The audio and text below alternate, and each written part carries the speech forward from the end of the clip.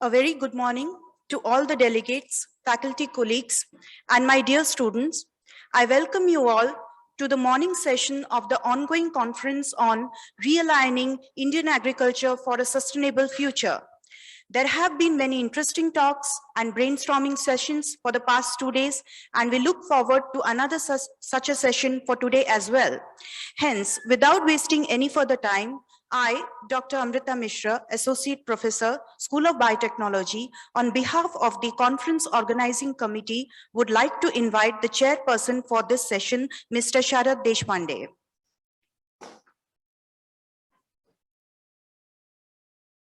Thank you, sir. So, Mr. Sharad Deshpande is a seed technologist by qualification and has over 3.5 decades of seed industry experience. His career grew with the technological volume and value growth and development of seed industry in India. He was also trained at NABARD and College of Agricultural Banking, RBI. He's currently distributor for leading seed brands, runs chains of retail outlets for organic products, offers training program for seed personnel in the areas of product development, product introduction strategies, PLC, and S&M. He has received several awards and recognitions. So before we begin with the session, I request you, sir, to begin the session by lighting of the lamp. Maybe.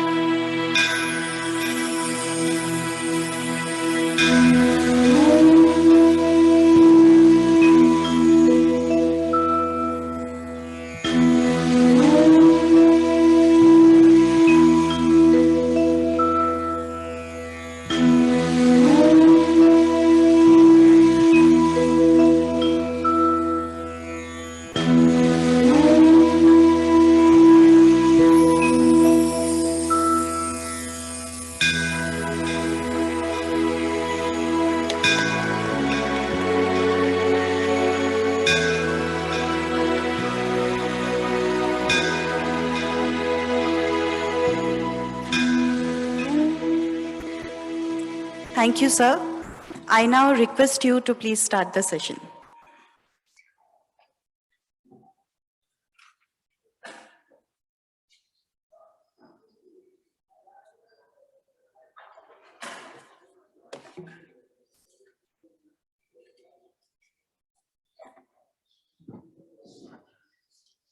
Good morning. Am I audible and visible to all of you? Okay. Thank you, madam, for the nice words, nice introduction. Thanks a lot. See, today we are going to work on a different format for this program. Okay. All the speakers will make a presentation for a few minutes and they inform you what kind of domain knowledge they have. Then the session will be open for discussion. The entire auditorium will be like the stage. Okay. All the people who are sitting here will all be the participants for this session. I want you to be very enthusiastic and encourage and be ask the questions and participate in the discussion. At the outset, I thank ATPBR for trusting me to assume this responsibility of being the moderator for this today's morning session. And we have got a panel which consists of high accomplished achievers in different departments of the business. Okay, and I call upon Mr. Mallikarjun to come on the stage, followed by Dr. Athani.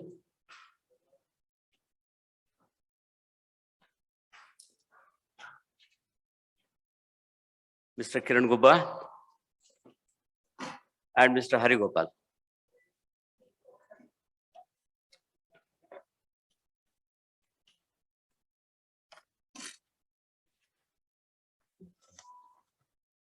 Friends, we had 2 days of, please be seated.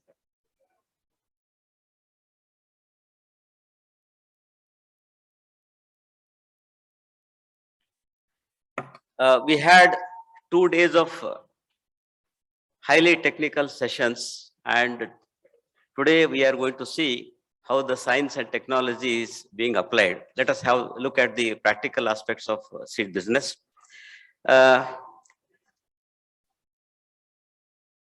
We have been discussing about the importance of seeds. All the presentations earlier ended up with the seed. Okay, I'll try to introduce you to the fundamentals of seed. Let us try to understand what seed means. I have got a different look. Sharad. I won't take much time. I will introduce you to the concepts of seed. Okay, and I will show you only few slides which will be of interest for you. Yes.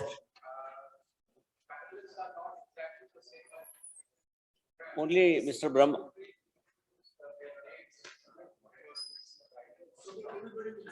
Yeah, I am going to do that, sir. Yeah, I am going to introduce them. Yeah. Thank you, sir. Only Mr. Brahmanand Reddy is missing here to go back because of some other urgent work.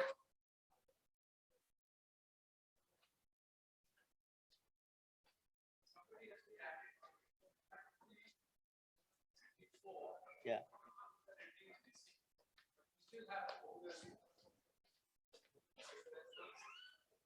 Okay. Okay. Dr. Athani wasn't there. Dr. Athani is not there. Dr. Athani. Dr. Athani. His name is not there in the. Yeah, he is there. Thank you. Can anybody tell me what is Arangetram from the student side?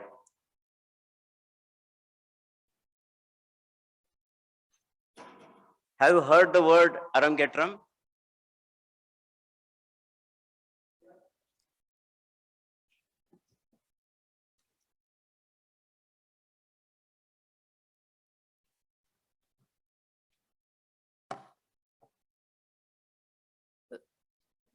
So the concept exists in Bharatnatyam, where once the student completes dancing and it's the first performance. Yes, that's called yes, very Arangetram. precisely, very precisely. Very nice. The reason I'm using this word here is that till yesterday we heard about the breeders, what they are doing, and finally we ended up with the hybrid or the open pollinated seed. Okay, so here the seed is entering the market. It is getting ready. It's in the green room.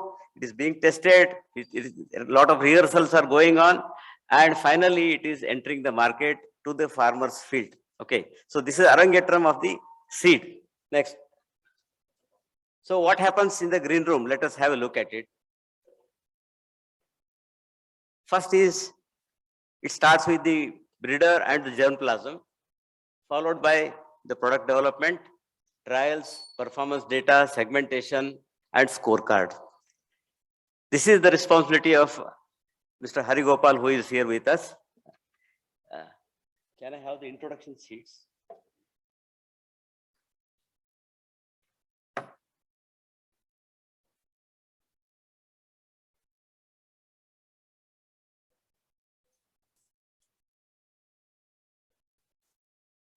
Yeah, let me continue. Then comes the quality assurance, genetic purity, germination, and vigor. Then comes Mallikarjun's responsibility of producing the seed, hybrid seed as well as the parent seed. Then seed warehousing, here Mr. Kiran comes into the picture. Then it is shipped to the market. So these are the different aspects post development of a hybrid.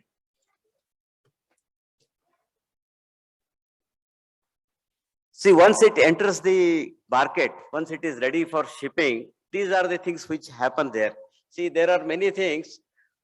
So far, whatever we are doing everything was under our control, in-house. Once it enters the market, these are the different things which will attack the seed. There will be a surgical strike on the seed. In the sense, there is an environment. We promise something that the seed is going to perform so and so, but because of the environmental factors, it is always the performance is G into E, genetics and environment. There is always a constant clash going on between them. If the environment is not favorable, whatever may be the potential of the seed, it will not be able to express it. Then there is sales and marketing push which has to be in place.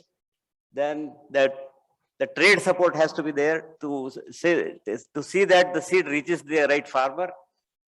Then there should be commercial strategy, different discounts, pricing, everything has to be done for that. Then crop management has to be assured by the farmer. We have to constantly guide him to see that he gets the desired yields.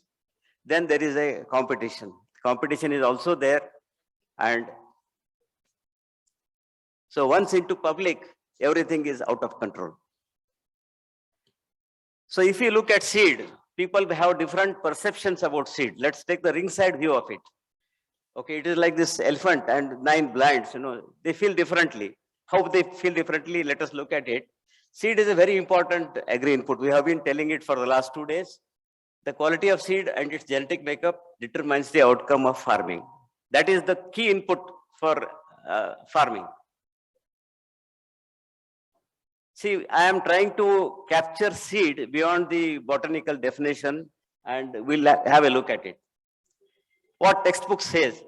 Can anyone tell me what is seed? How do we define seed? Okay, I have got 3 definitions here. You can read them out.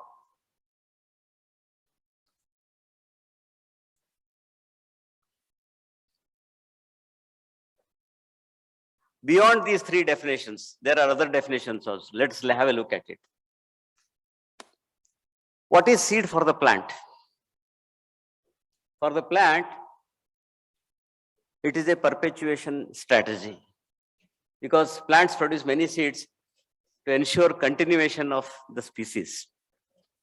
That is the very objective of production of the seed. Seed protects the genetic code of species. It is, we always say talk about germplasm. Germplasm is always stored in the form of seed. It's a very convenient means of you need not carry a big tree and plant it somewhere. You can just carry one seed and you can grow it as a plant. It's very easy to transport. This is the second part, what seed means for the plant. So this is the typical structure of a seed: seed coat, then embryo, then cotyledon.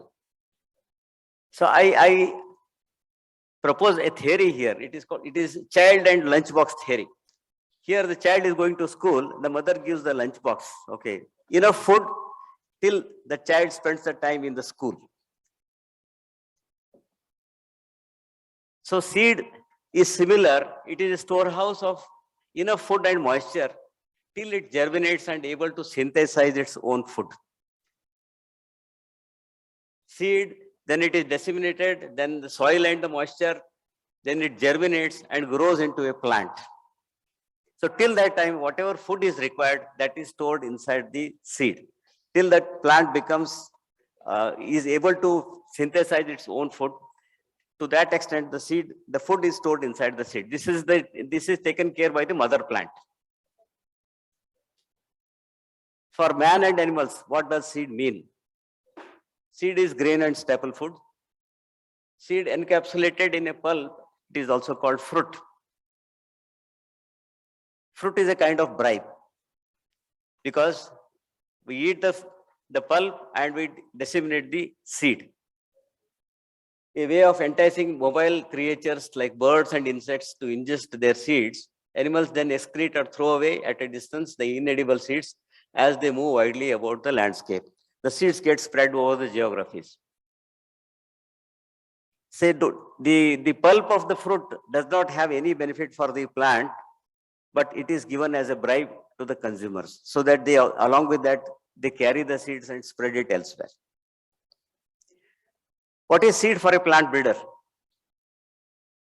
Seed is carrier of technology. When we say BT cotton, BT is not something which is given along with the seed. It is inside the seed. The technology is loaded into the seed. Seed is a container of germplasm. Seed is packing of millions of desirable traits. One small seed will contain millions of desirable traits packed into it. For a breeder, seed is the lab and the drawing board. And seed, the performance of the seed is the measure of his or her success, breeder's success.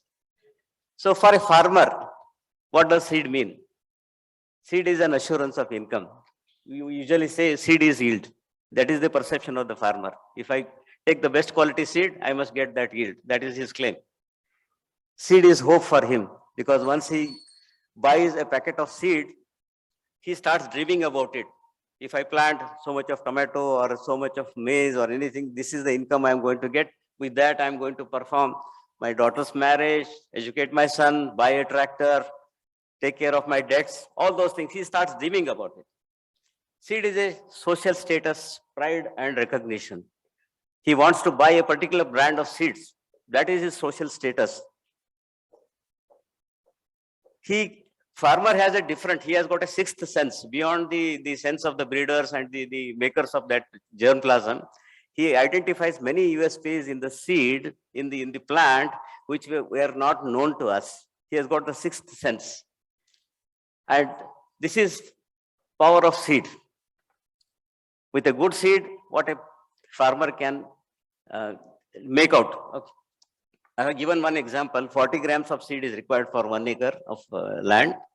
With 40 gram seed, F1 seeds, see, we can feed 1,000 households with tomatoes for 3 months, just with 40 grams of seed. This is the power of seed. For an entrepreneur, seed is a business opportunity. Seed is a value chain. And seed is an investment. Seed is profit. And also, seed is a business secret for the entrepreneur. But friends, let me tell you, seed business is not an easy business to do. It has got its own set of problems. Because seed is a biological entity, it has got very high risks. Seed business, let us look at the numbers. There are so many companies. I'm just giving you the overview of how many seed companies are involved. There are 540 registered seed companies, 80 have in-house R&D. Seed production share is private is 64%, public is 36%. So I'm talking about what Mallikarjun is going to talk about it. Okay, market share, private is 47%, public is 53%. Public is mainly open pollinated varieties, and market share value-based private is 9,000 crores. Total is 18,000 crores, including the farmer saved seeds. Okay, CAGR of Indian seed business is about 12%, and we are exporting 1,000 crore worth of seeds. So this is all the last table. There is those are the opportunities in seed business. The hybridization is not complete. In case of maize, it is 70%. Still 30% has to be converted into hybrids. 50 to 70% in case of cotton. Okay, those are the numbers. You can have a look at them. And for what does seed mean for the nation? Seed is food security. Seed drives the GDP. Seed generates employment. And below there is a yellow box. The milestones from 35 crores in 1947, we have grown up to 135, 140 crores. That's the population which has grown. The area under cultivation is getting reduced every year and year, but we are self-sufficient. Earlier, our condition was ship to mouth. Earlier to evergreen, green revolution, we were just importing the food from America and other countries. People used to wait for the ships to arrive at the harbor, immediately take it for their consumption. That concept was called ship to mouth. Now it is totally changed. It is now farm to ship. We are able to export so much of grains and cotton also. We are short of some edible oil and oil seeds and pulses. Other than that, we are self-sufficient. That is all only because of seeds. So this is the importance of seeds. For a salesman, what does seed mean? For a salesman, it is seed to seed responsibility. Once he sells a packet of seed, till the seed is harvested, it is his responsibility. He has to satisfy the farmer. He has to deliver what he has promised. 40 quintals, 40 tons, 3 quintals, 5 quintals, whatever he has promised as yield, that has to be delivered in the field. So it is a input selling. It's a promise of yield. Selling seed is a concept. It is not a commodity, because everything, it has to be informed to the farmer. He has to give the technology also along with the seed. Seed is an input. It is not the final produce. Selling seed is a dream. इसलिए हम seed salesman को सपनों का सौदागर बोलते हैं, because he sells dreams to the farmer. Because I showed the earlier slide that the farmer, once he plants a certain hybrid, then he starts dreaming that I will get so much of yield, so much of money, I will take care of my daughter's marriage and all that. So वो सपना जो हमने बेचा है उनको, that is he is a सपनों का सौदागर. So he assures him that there will be a bountiful returns on that, and seed is speed. The reason I put it as speed is because the R&D is very strong, the breeders are working very hard, and the product life cycle is shrinking every time. Earlier we used to sell a good hybrid for 10, 12, 15 years. Okay, now every second or third year we'll have to replace with a better hybrid, because the breeders are ready. There is a rapid succession of the products coming into the pipeline, and that is the reason seed is speed. I cannot say that I will take up the trials today, tomorrow I'll take up another wider area trials, then third year I'll start selling. It won't happen. Third year there is already competition which has already eaten into your market share. So the salesman has to be very fast, okay, and the seed has to be introduced into the market at a very high speed, because there is a rapid replacement of the product. Okay, so finally, these are the fundas of seed business. Seed is not a commodity, it is an input. Let us keep all these points in our mind for further discussion. Okay, thanks. Yeah. We'll let him be there.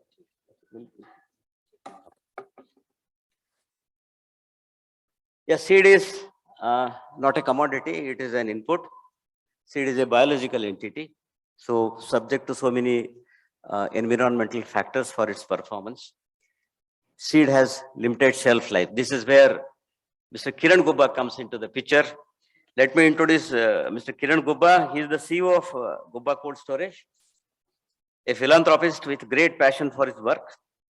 He has 26 years of experience in the field of pharma, seed and food storage. For Mr. Gubba, believes in you are what you eat, and is working on enriching and preserving the world eats.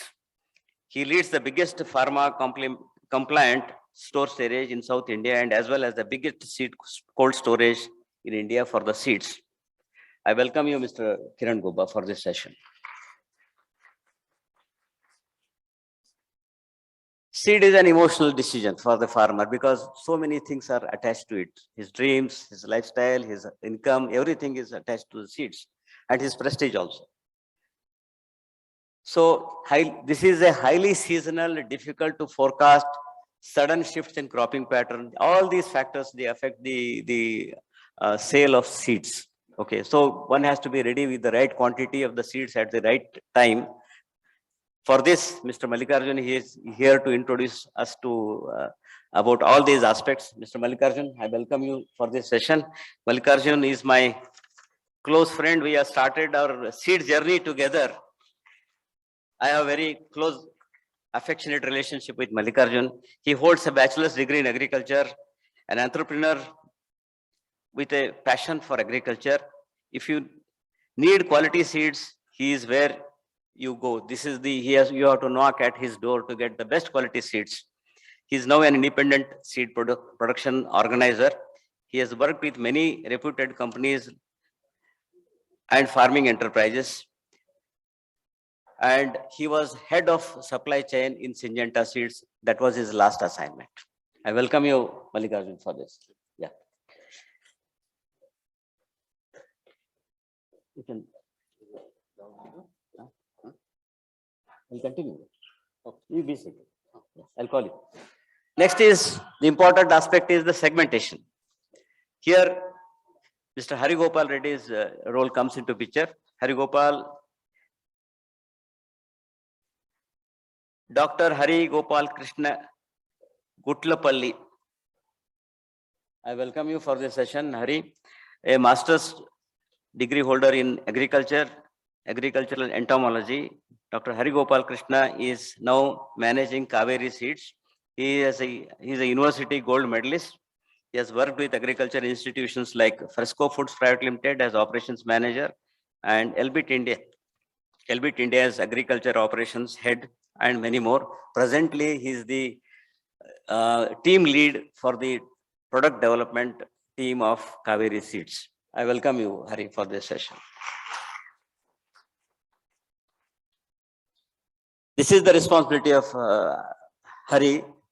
Anything wrong product getting into the market and right product getting into the wrong market, these are the things which Hari takes care of, because we should not be experimenting with the customer. Once we fail in our experiment, when we sell the ultimate product which is not acceptable to the farmer, then we are out of business. So this is where the final filter comes in, and Hari takes that responsibility. So this is all I wanted to say before setting the context for the today's session. Now we will have small presentations from each panelist sitting here. Dr. Athani's discussion, will take it up after this program is over. Anyway, he is seated here. Yeah, he's in your team. Okay. Yeah. Okay. Yeah. You can be part of it. Please be seated. No problem, sir. You can sit there. Yeah. We'll continue. Dr. Brahmanand Reddy was to make a presentation on the MRP issues in BT cotton. Okay. And I take up the responsibility of conveying what he has told us to convey to all of you. We all know that the government of India has taken a decision in 2017, if I remember it correctly, and government imposed a cap on the MRP of BT cotton seeds, because there were several issues of royalty payment and all that. So government came in, and in fact, we all together fought between ourselves, and we made the government to pick their nose into our business. Okay, that is the only seed which has got the cap on MRP, but rest of these, whatever seed the companies are selling, absolutely there is no restriction on MRP. That created a lot of problems. Cap on MRP for BT cotton created a lot of problems for the companies, because it put a cap on their profitability also. So the MRP as of now is very low, and every year the government is still reducing it by 20-30 rupees. Okay, that doesn't make any much difference for the farmer, because take the example of, if a farmer gets 10 quintals of cotton and the present price is 10,000 rupees a quintal, he earns 1 lakh rupees. By reducing 20 rupees as a seed cost does not make much difference for the farmer. This is the idea from the seed industry, that government should take out the MRP cap so that the companies can produce better hybrids and charge for the value addition, and the farmer is willing to pay for it. So we are, through our associations, we are constantly putting the pressure on the government to take out that rule. It was only, we thought that it will be for a temporary period, but it has become a permanent feature, and that is affecting our business. And many multinational companies, they have walked out of cotton business, and only the Indian companies are into cotton business as of now. And the other thing is, which is a bit controversial, is we are not able to give permission for other GM technologies. That is another thing which is affecting cotton business. These are the points which we wanted Mr. Brahmanand Reddy to speak about, because he knows the science as well as he's into politics. He holds the power, he can influence the parliament and the government. But that is what was expected. Anyway, I think I have covered what he was about to say about it. Okay, and now I request Mr. Mallikarjun to make a brief presentation. So after these presentations, the house is open for discussion. Please shoot questions on all the panelists and get all the information. They are biggest achievers in their respective domain, and let us take the big advantage of their knowledge and also gain from it. Thank you.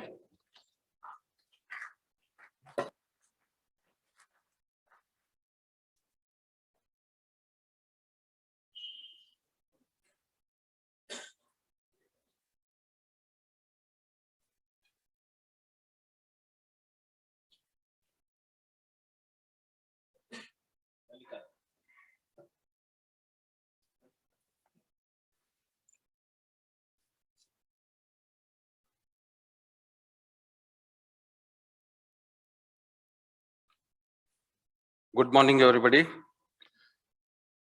First of all, I thank ATPBR for giving me an opportunity to be among you all and make a brief presentation on seed production challenges and how to mitigate those challenges.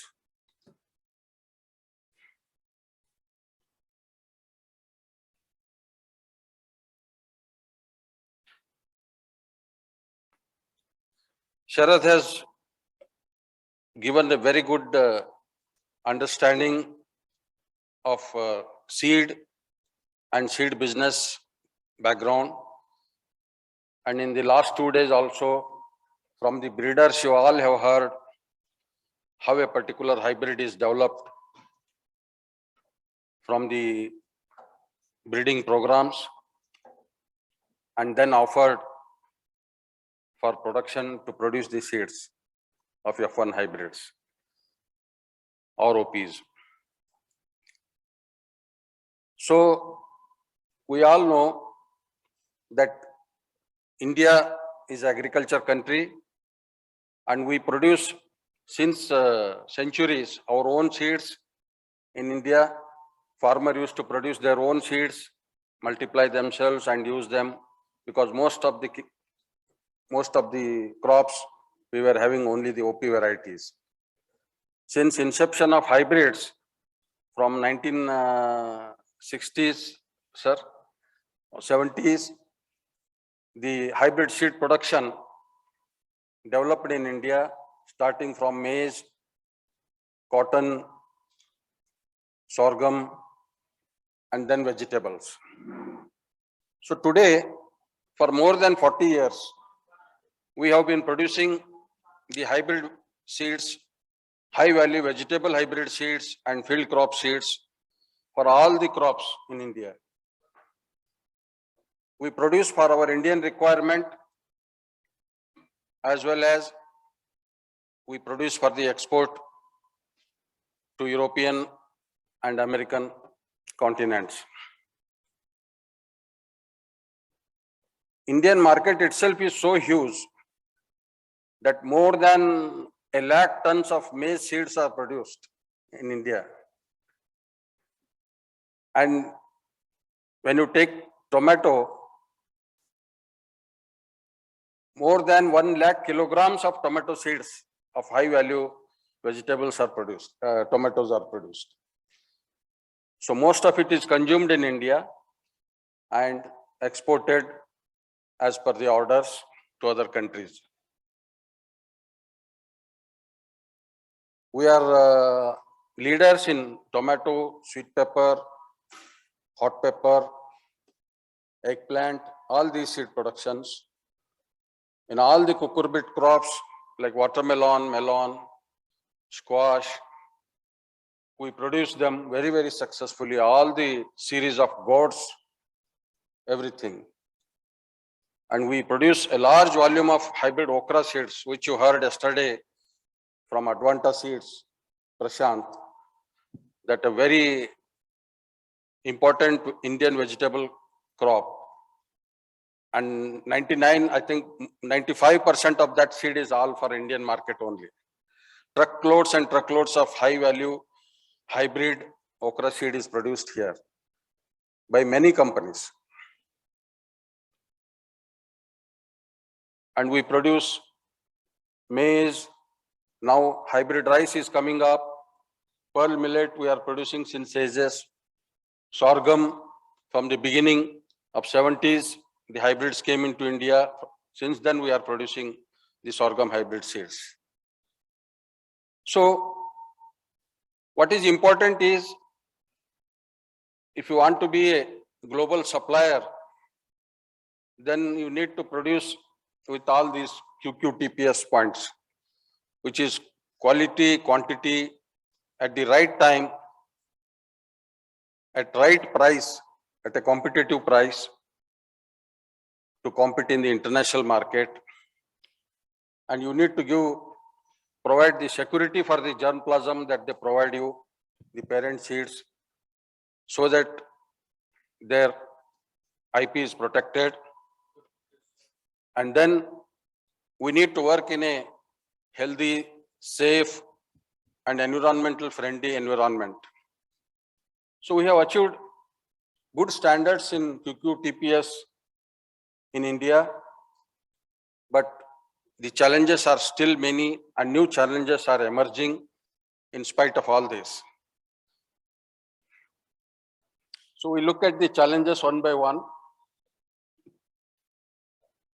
The main challenge nowadays, this particularly refers to hybrid vegetable seeds. Seed-borne diseases, since we are producing for more than 40 years in the same seed production location continuously, so there is a chance of soils getting infected with these pathogens, especially the viral diseases. So global importers, they are worried about all these seed-borne diseases, and it's a big concern for us to manage. All the tobacco viruses in solanaceae crops like tomato, hot pepper, sweet peppers, they are very, very serious. Bacterial diseases, and in cucurbits, especially squash, watermelon, these bacterial fruit blotch, gummy stem blight, squash mosaic viruses, all they are becoming very, very serious these days. So since we export very high value of quantity, it's of great concern for us, because in cucurbits, if one seed is tested out of 60,000 seeds, the entire lot is rejected. So you won't receive any payment, zero payment. But as a seed producer, the Indian company or the seed organizer who is producing it through the growers, farmers, he has to pay to the farmers. There are obviously the production costs, and you need to manage those situations. Even fungal diseases are also serious. Under congenial conditions, the overseas experts, they say they can also be serious seed-borne diseases. And in India, these protocols are mainly, followed by big companies for seed health management. This concern is still not very much in the Indian market, but for the overseas market, seed health is big concern. So those companies which sell seeds in India do not bother much to follow the standard protocols of seed health management. So how we can mitigate? Basically, there is nothing to eradicate these available. The best possible solution today is prevention. That is the strategy. And prevention how? Maintaining all hygiene practices in the field production. And this seed health issue, please remember, this particularly refers to vegetable seed production. So vegetable seed production, as you all know briefly, seedlings are raised for male and female in the nursery, and then they are transplanted in the main field. Hybridization is done. After the ripening of the fruits, seed extraction is done. Seeds are washed, treated, dried, and packed. So in that process, that is nursery And in the main field, PHO is post-harvest operational area where you wash and treat the seeds. Maintaining the the best possible hygiene is the important aspect. And this is why it is a challenge. It should be so simple. But still we look at our culture. You go to a restaurant or you go to a marriage hall, you go to such conferences, the way we manage hygiene after eating, the way we put the plates, the same happens at the farmer's field also. So in spite of telling repeated follow-up also, they don't remove the crop debris from the field, rotten fruits, deceased plant remainings. It's a continuous hammering, you need to do, but still you can't achieve 100%. It's a big challenge. It's in the attitude. We tell them, you dig a pit besides the seed production plot, take all the debris, waste, rotten things, and put it in the pit, cover it with soil. So it's a continuous process. We need to keep on telling this thing season after season, farmer after farmer. It's a big challenge. But by hygiene maintenance, we can eradicate this problem to a great extent. Crop rotation. So since we are producing the seeds in the same locations, concentrated locations for vegetable seed production have been same for more than 30 years in India. So the soils are getting infected.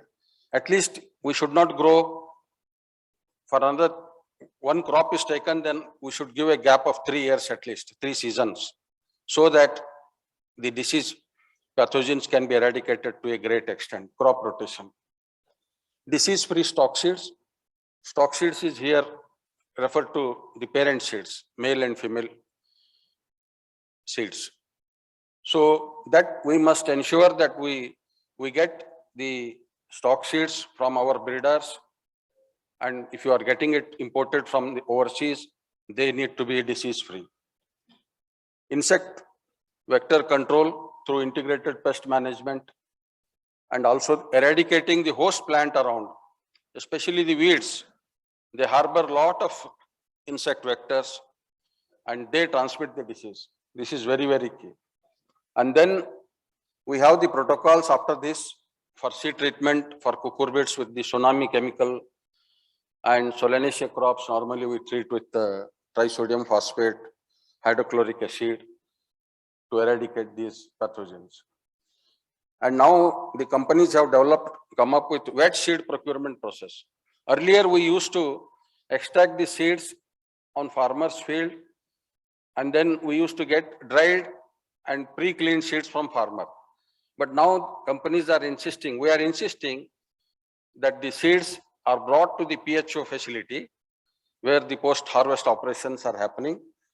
We wash the seeds there, we treat it with chemicals, and then we dry ourselves for 3 to 4 days until we reach less than 8% moisture.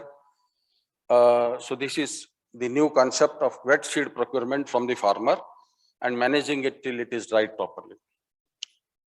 Then in spite of all this, finally we need to test from a reliable source whether the pathogen is really eradicated. It's not there in the seed lot. So we need to have very reliable testing facilities. This is still being developed in India. Now, many organizations are coming forward, but I'm very happy to tell you that Gubba seeds, they are developing these seed testing facilities, I heard, and Mr. Kiran will say more on this later. So we need a reliable source of testing. These are common problems, common challenges.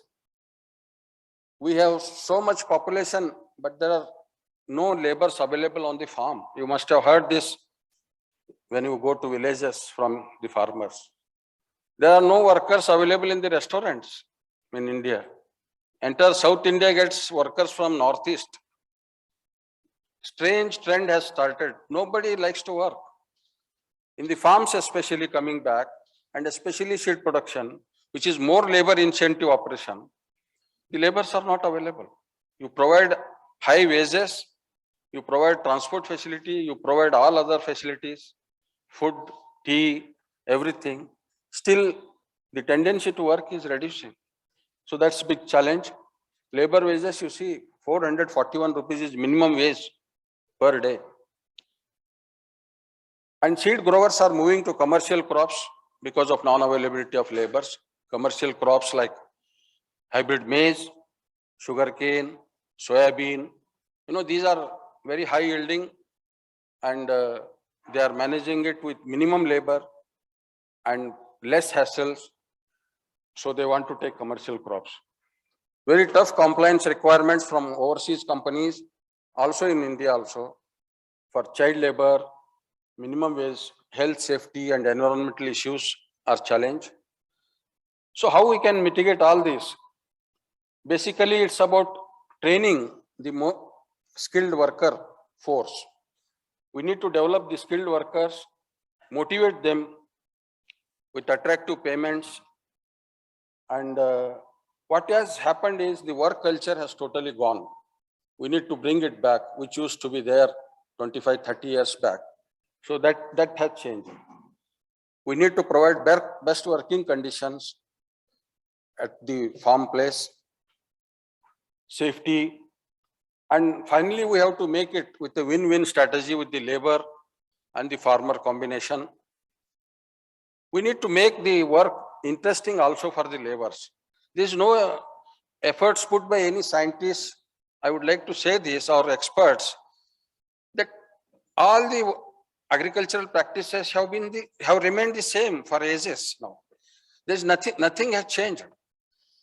For example, if you go to Holland and see a seed production big farm, the laborers can listen to music when they are working. In India, we have different attitude. I mean, if somebody puts music, we think he's not serious about work. But people want want it to be made interesting for working.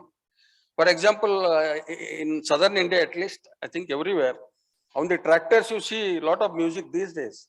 Without music, he will never drive the tractor. So they have made themselves these changes. I mean, we need to make it interesting. Then only people will come. Otherwise, agriculture will become boring. It's not glamorous. We need to bring glamour into agriculture, especially seed production. How we all have to think. Seed pricing and motivation to the grower is also required. Overall benefits from the paying company need to improve, and this is always an ongoing competition. The demands are more, and the negotiation is a continuous process in this. We have made very good progress when it comes to compliance, especially child labor. Syngenta company in 2005, we started working on child labor in cotton. And by 2009-10, we achieved zero child labor. And we implemented the same thing in vegetables also. All the vegetable locations are almost zero child labor, which used to be a very, very serious thing earlier. Lot of international agencies like Fair Labor Association, they are coming, they are auditing, inspecting each and every field for the presence of child labors. But by attitude also, the growers, the community has been convinced that the children need to go to school. So the child labor is almost eradicated in the seed production areas. But the watch needs to be continuous. It can again come back because of scarcity of labor, but strict vigilant action is required. It's a teamwork.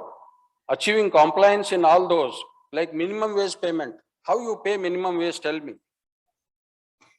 If in seed production plot, if you are paying 400 plus rupees per day, a commercial farmer who is producing rice or sorghum, can he pay? He can't pay. And if you alone pay, the laborers will not go to the commercial farmer. And then the commercial farmers will get agitated.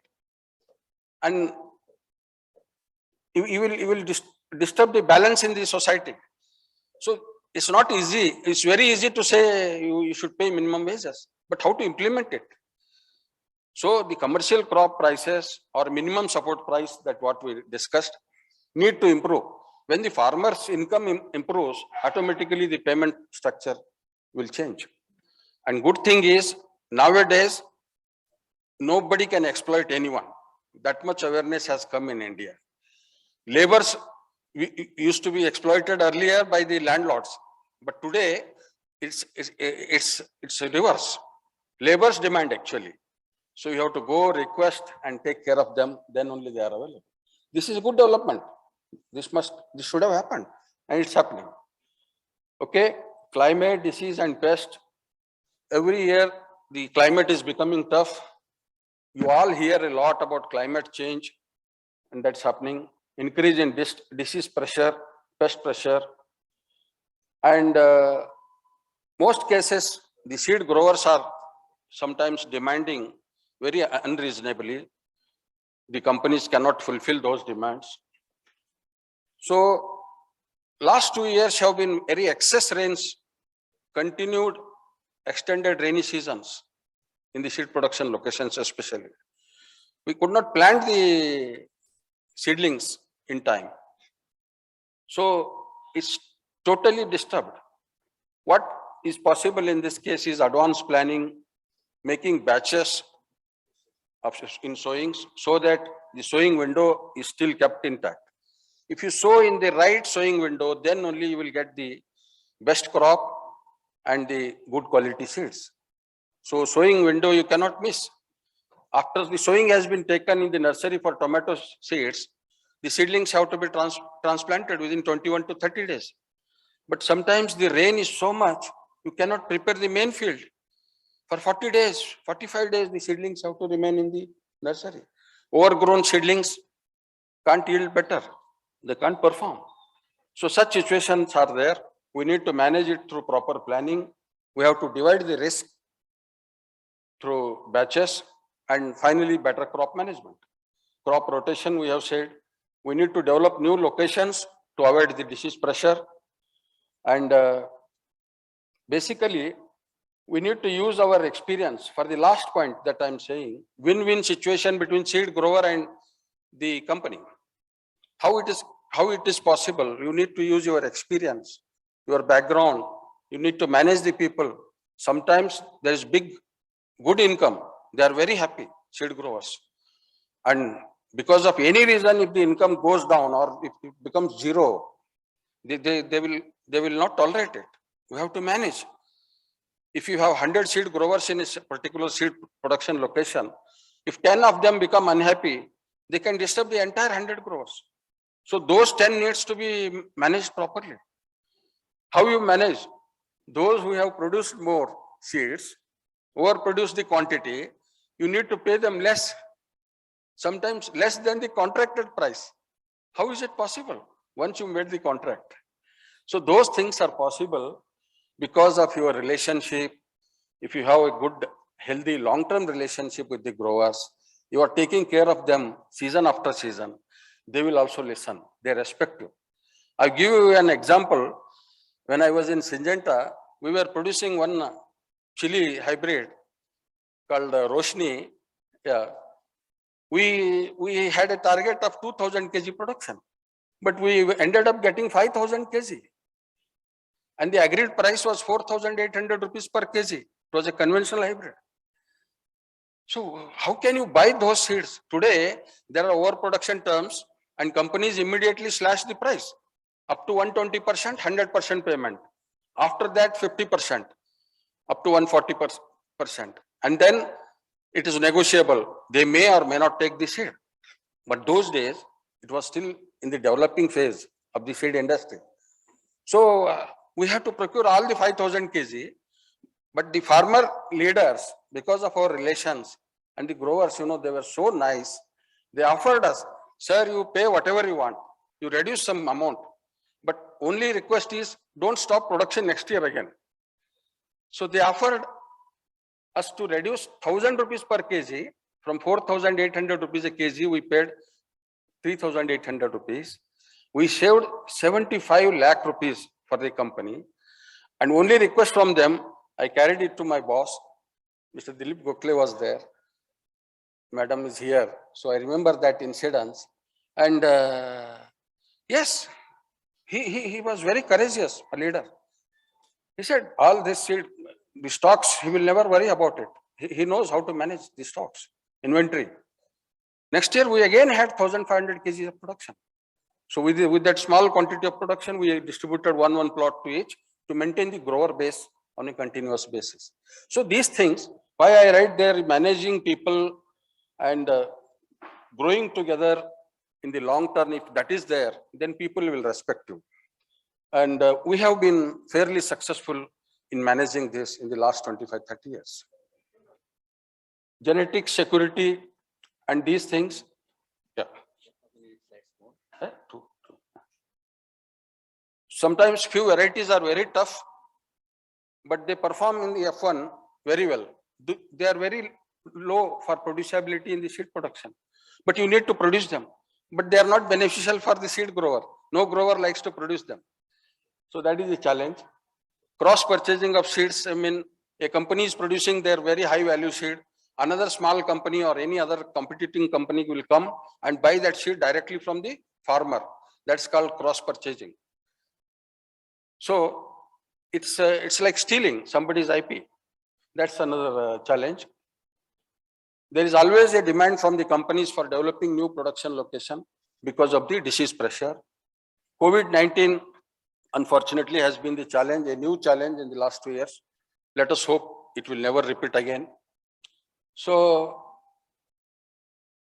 for the low producible variety, you need to develop the production conditions through seed production research on a continuous basis.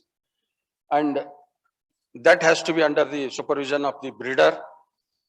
And we need to make it a successful production for the low producing also through better crop management. And in the end, even if the variety is yielding very, very poor, you have to compensate the payment to the seed grower. Then only the balancing happens. So that's why we used to adopt a policy in Syngenta that no agreement, only trust. The prices are never fixed in the beginning. And believe me, only this philosophy works because you never know until the end how much a variety is going to yield. If it is yielding more, and if you have already finalized the price, you can't reduce always. And if it is low yielding, and if the price is fixed, and if you can't change the price, the grower will not remain with you. So, I mean, how can you manage without the contract? Yesterday, seed production contract improvement was one of the points in the presentation. It was mentioned. Okay, always this good relationship, trust, faith, loyalty, these words may not sound good. You need to have the systems in place. But still 90% of the things will happen on trust and long-term relations of mutual understanding, mutual growth, those things. Good network of loyal growers if you have, and good monitoring conditions, you can avoid these cross-purchasing things. Payments have to be on time. Farmer has already invested. The payments have to be on time because in vegetable seed after producing, minimum it takes 90 days to test the grower test for the genetic purity. Only after that you can pay. But these days nobody waits for 90 days. Farmers, seed growers demand advance payments. 50% of the payment is almost done during the production itself. And immediately after the procurement also, if you can pay it immediately, it helps. Because you know, the trust is there, the work has been done to A grade, and the lot is anyway going to pass. That kind of confidence you need to have. So we have to take the risk of paying it in advance. And SPR on continuous basis. And if COVID-like situation is there, logistic becomes the main problem. Seed shipment, parent seeds from one place to the other. And F1 seeds from India exporting to overseas. All those issues we faced actually in the last 2 years.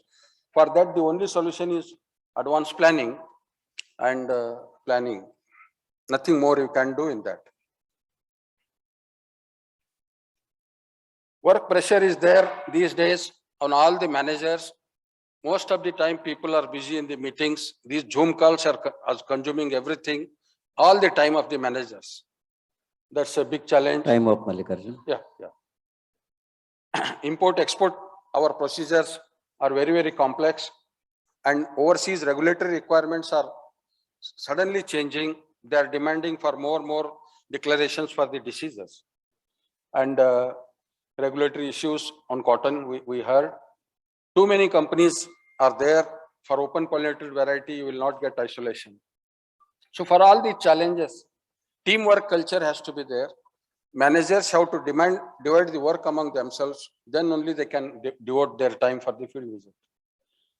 They have to help each other and make this attitude, making others' job easy, which will help a lot and save their time, advanced planning. And when it comes to regulatory thing, all stakeholders, government authorities, scientists, the activists, the farmers, everyone has to take care. And always on continuous basis, we need to develop good grower base. Infrastructure development, because of this post-harvest operational thing, lot of infrastructure requirement has emerged to manage those diseases. It's very high investments, and sometimes there is no guarantee that you are going to get the production. So that challenge you have to manage.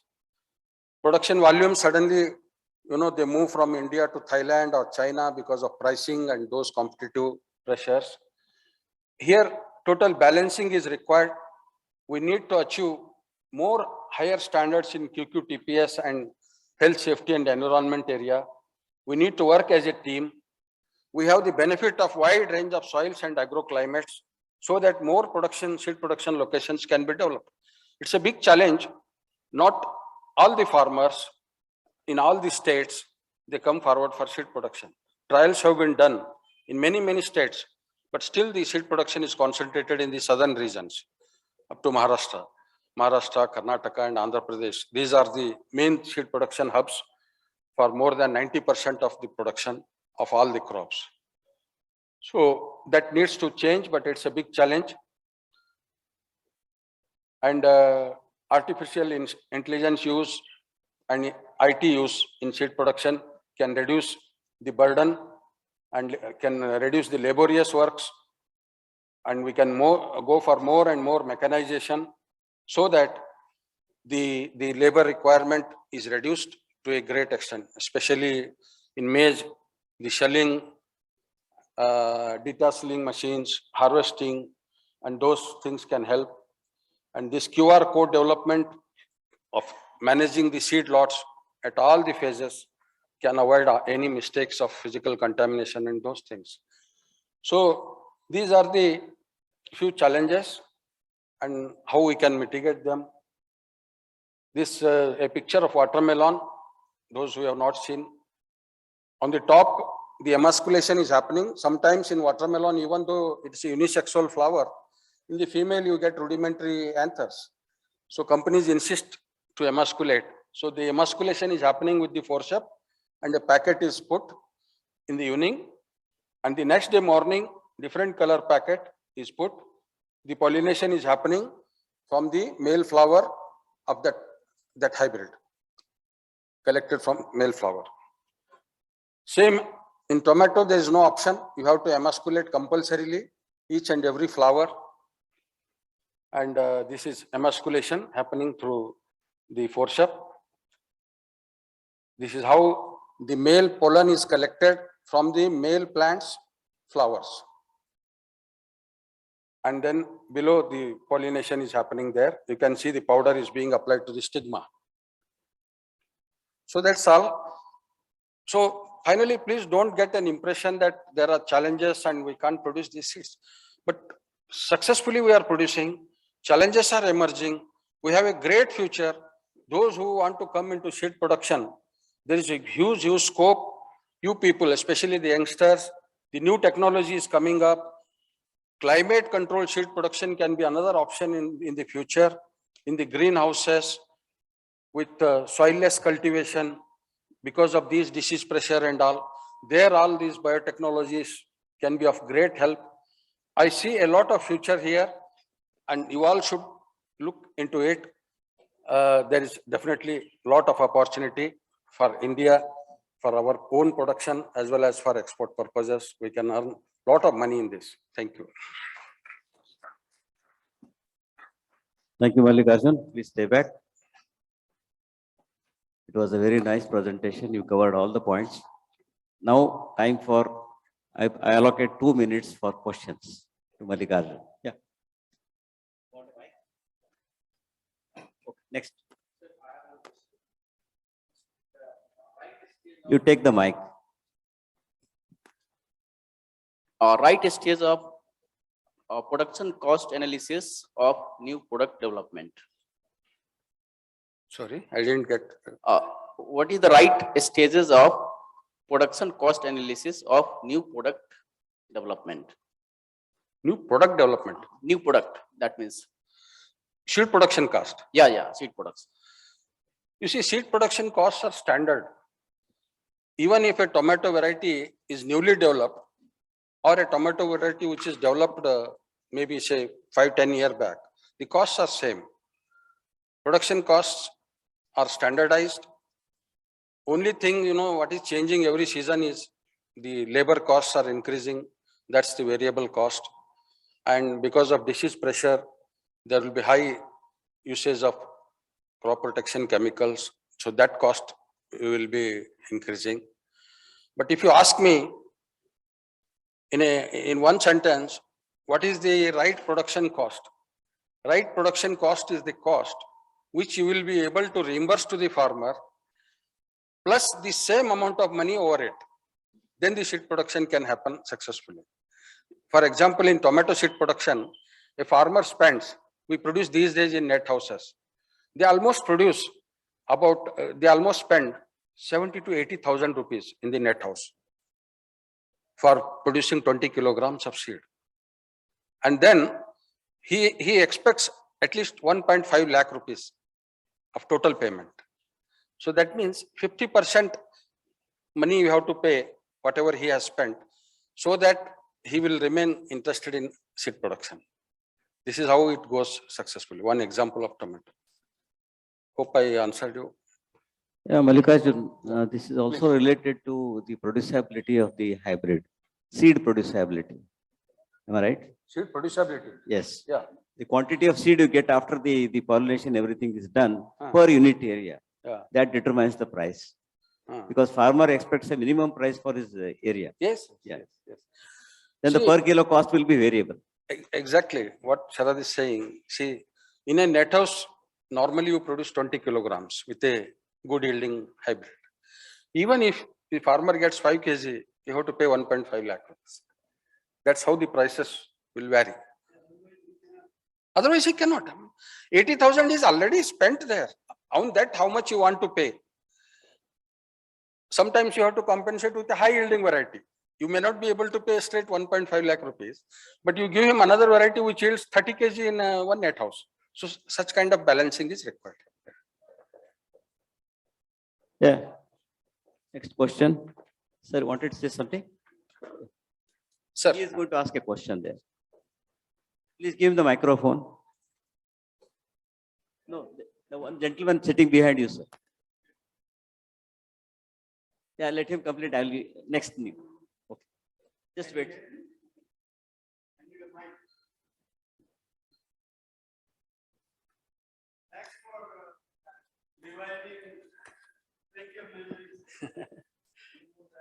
thank you. Association, and Mrs. Gokhale here was talking about some of those things, and Yeah. I think she also brought out some issues. So I will, for her also, there are. Yeah, madam is involved from 1987 You in know, seed production. she has been involved directly. Yeah. Number one of the issues why our seed production is not becoming globally even better than what it is the fear of IP, the loss of the parents from the production fields. Yeah. So I would like to listen to your view or the panelists' view on how do you protect that? Because remember that any hybrid that goes into the market comes there after spending at least a few crores of rupees. Yes. It takes 4 or 5 years, sometimes 8 years to develop a new product. So how does the developer ensure that his IP is? That's one of the, I think, problems that India has to, take care. So I would like to hear your and the panelists' response to that. And then, do you face any issues with seed production, certification? You know, one of the things Mr. Gokhale was saying that sometimes even 30 days you don't get your seed certification time, your export of the seed is hampered. If you don't send it in time, you lose the whole. So this is an area that we need to address the red tape, And the other thing is, we don't have yesterday, I think Kiran, aap bol rahe the, creditable, accredited laboratories should be nearer each seed producing state, where they can go to an accredited lab and get the certification in time. So that's a gap we need to fulfill. Sir, you mean the quarantine Yeah, certificate? so we need Quarantine certificate. whatever that is required, so that is nearest and within a short time, because you have a time limit. So there should be some dialogue between the authorities and the seed producers, some way to come out with it. So this is something we could go back from here in a summary to the authorities and see if some discussion can be led. And fourthly, lastly, I feel there is one opportunity that has emerged with the things that have happened in Jammu and Kashmir in the last 2 years because of 370 and all. Ladakh is an independent unit now, union territory. And Ladakh can be our off-season seed production center. Excellent climate, no fully rain shadow, no diseases, etc. Very dry and nice climate from May to August. And I think this is where we can take the China production into India. Yes. If the seed producers and the government get together. These are 4 things that I hope you have. So these are things that I want. Is there anything else I missed? No. China, because China, like tomatoes used to be produced in China for $150 to $200 a kilo just 3-4 years back. Now they are demanding $400 a kilo. I was just talking to a friend of mine who is in that production. We wanted to do off-season. And she said, give me $400, $450 a kilo. How do you, 20, 30,000 rupees if you give per kilo, you cannot sell for 20,000 or 30,000. Thank you. You want to say? Sir, I have a counter question for you. How are the other countries managing this IP issue with your experience? I don't know about China, but I think it might become controversial if I say something. I think, like I'll tell you about Argentina. I had a lot of people who used to do, counter season production there in Argentina. I think they have much better control within their facilities. They control what is the other way is at least one parent frozen pollen, which is happening already in India. I think my friend Raju is doing a very good job. I don't know if there are others.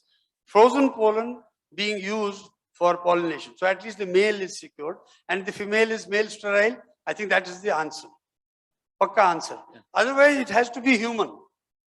We have to have mentality that ye kisi ka intellectual property, I must not play with it. But that will probably take time. Honesty bolo, integrity bolo. We have to have. It's a matter of attitude. Maybe a matter of time. Yeah. Yeah. Thank you. No, IP, sir, my trust is still in relationships. 100% trust on your growers and they trust you 100%. That takes care of 99% of the issue. On top of that, you bring legislation and all. I'm not against it. But how much it will work is question mark. How you implement it is a difficult thing. It has to be managed basically. Intelligently, we have to manage. And we should not, give this impression that in India, IP is a big threat. Our scientists also should say there is a lot of care is being taken. China is very worst in this aspect. Yeah. No, IP protection के लिए counter attacks कैसा है? I will tell you one example of my Mahiko experience. 1985, I was working for Mahiko Seeds. So sunflower MSFH1 was in very much demand. And that was the only company having a good hybrid after this Karnataka Seed Corporation hybrid. And only MSFH1 was in huge demand. 300 rupees commercial packet would sell at 1200 rupees per kilo in the black market.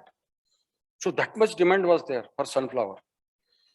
And whatever seed production we used to give, 100 acre, 200 acre, 500 acre, male, female, 1.5 kg male, female, and 300 gram male we used to give. And those bags, the people who were, these cross purchasers, they used to come and they collect. You can't trace them where that fellow has gone. So protecting our foundation seed was a big issue. So you do monitoring and you do to your grower base, which is well known to you, loyal to you after that.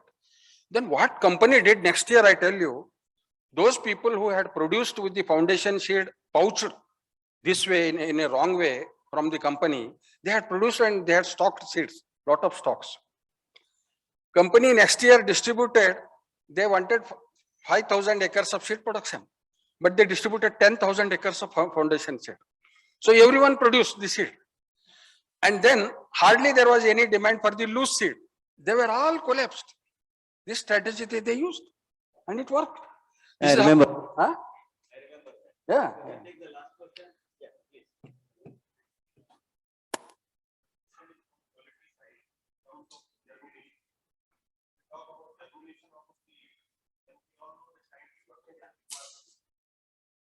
Minimum, yeah. What happened nowadays, some countries are demanding that 90% within 72 hours, some are demanding that 90% in 5 days, some are demanding that 90% in 10 days.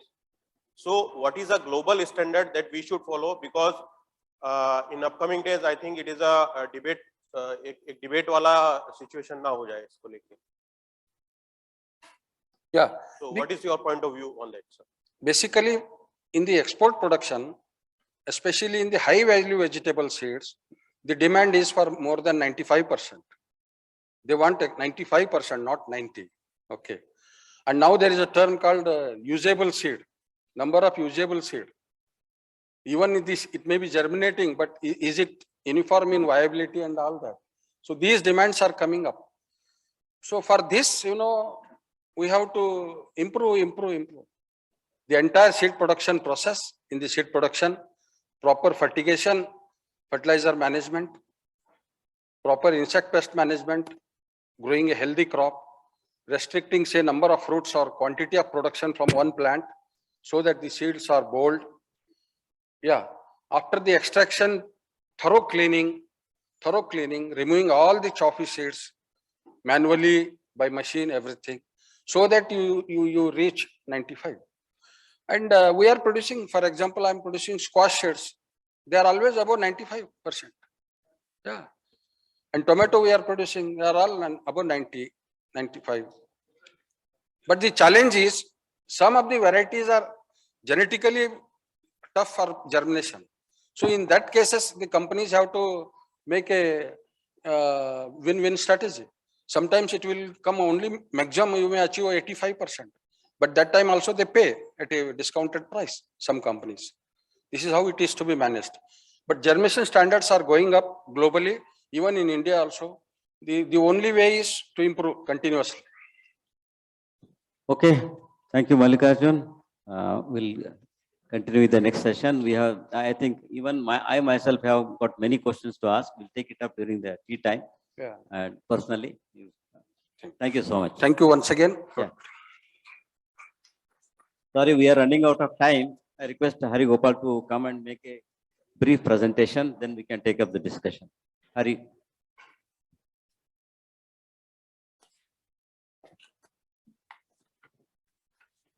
Thank you, sir.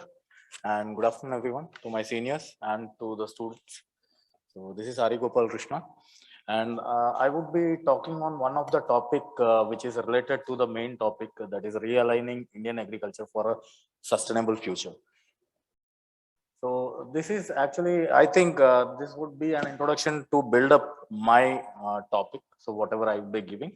So realigning Indian agriculture for a sustainable future is the current need As we all know that the country's population is increasing day by day, and the available cultivable and arable land is fastly reducing because of fast urbanization, as well as there are added to it, there are many abiotic and biotic factors which are bringing down or lowering the agriculture production and productivity.